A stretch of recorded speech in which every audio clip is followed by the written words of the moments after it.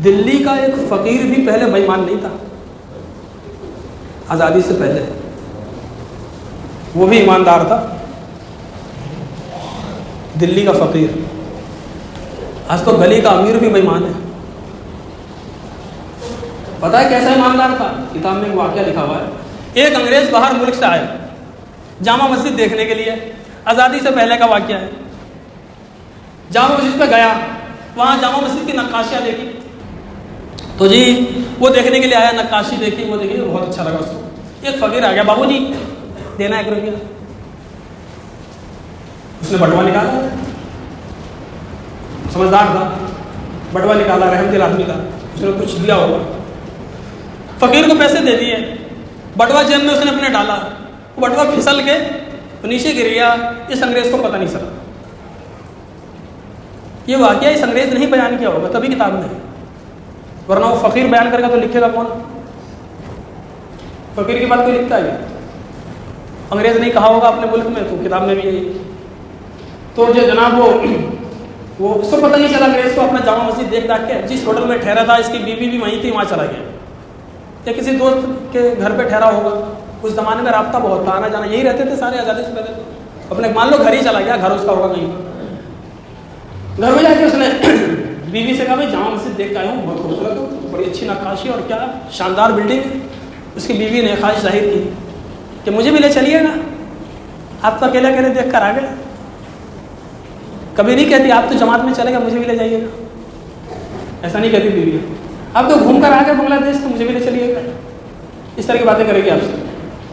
तो जामा मस्जिद देख कर आ गए, मुझे भी ले चलिएगा। इसने सोचा, मैं अच्छा इसको बता दिया, ये मैंने क्या कर दिया, ठीक है आपको भी 1 हफ्ते बाद ले जाऊँगा। कोई पर्दे की अच्छी साफ़ सुथरी जगह हो तो ले जाए करो। वो भी घर में रह रहे बेचारी एकदम पागल सी हो जाती है, एक ही दीवार, चंद लोग को 24 घंटे देख देख के, अब बच्चों में रह रहे कि वो औरत पागल नहीं हो जाएगी, क्या हो जाएगी? तो कभी कभी घुमाने ले जाया करो, ये कोई बुरी बात नहीं है, लेकिन पर्दे का लिहाज रखें। घुमाते घुमाते कभी वो आपको घुमाने लग जाए घुमा तो रही है भाई, चक्की बनी हुई है, हम पीस रहे हैं उसमें। तो अंग्रेज़ ने कहा ठीक है। तो नेक्स्ट संडे अंग्रेज़ उसको लेकर आया, अभी लेकर नहीं आया, वो बीच में क्या कह दिया। तो रात में बात चल रही है कि घुमाने ले जाएंगे। फिर अंग्रेज़ ने अपना वो जेब पे हाथ डाला, कह रहा मेरा पर्स कहाँ है, बटुआ कहाँ है? अब इसको याद भी नहीं आ रहा कहाँ छुड़ा था, कहाँ रह गया। इस अंग्रेज़ को कुछ भी याद नहीं आ रहा मेरा बटुआ कहाँ है। बहरहाल इसने सोचा चलो यार 400-500 रुपये थे उस ज़माने के, 400-500 रुपये थे जब 100 रुपये में आदमी मकान खरीद लेता था। उस ज़माने के 500-600 रुपये इसकी इस बटुए में थे, यानी अभी के लाखों रुपये थे। इतनी वैल्यू थी। 100 रुपये में एक मकान मिलता था, अभी 20 लाख में एक फ्लोर नहीं मिलता, तो समझो 100 रुपये क्या वैल्यू। बहरहाल वो अगले संडे को फिर अपनी बीवी को लेकर आया, वो भी बहुत खुश हो रही थी। तो वो फ़कीर जो पिछले संडे को मिला था, जिसने भीख मांगी थी, वो फिर आ गया, जनाब जनाब, अरे बाबूजी जरा सुनिए तो सही। अब अंग्रेज़ कहाँ याद रखा, कहाँ बोलो क्या बात है, कहा सर ये योर पर्स प्लीज, सर आपका बटुआ। ओहो, उसने लिया, थैंक यू। बटुआ खोला अंग्रेज़ ने, सारे पैसे गिरे, पैसे कम क्या, वो तो हिले नहीं थे अपनी जगह से।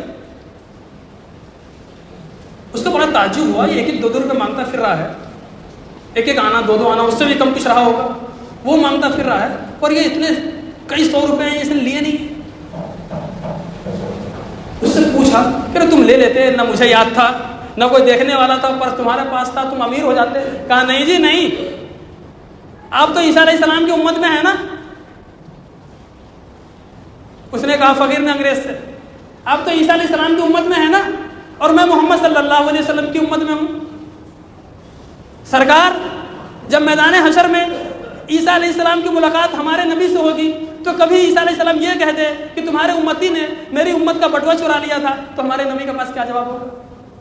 इसीलिए मैंने इसमें से कोई इस्तेमाल नहीं किया, मैं ऐसा कोई गलत काम नहीं करना चाहता। ये बटुआ आपका सामान, आपकी सेवा, ये था।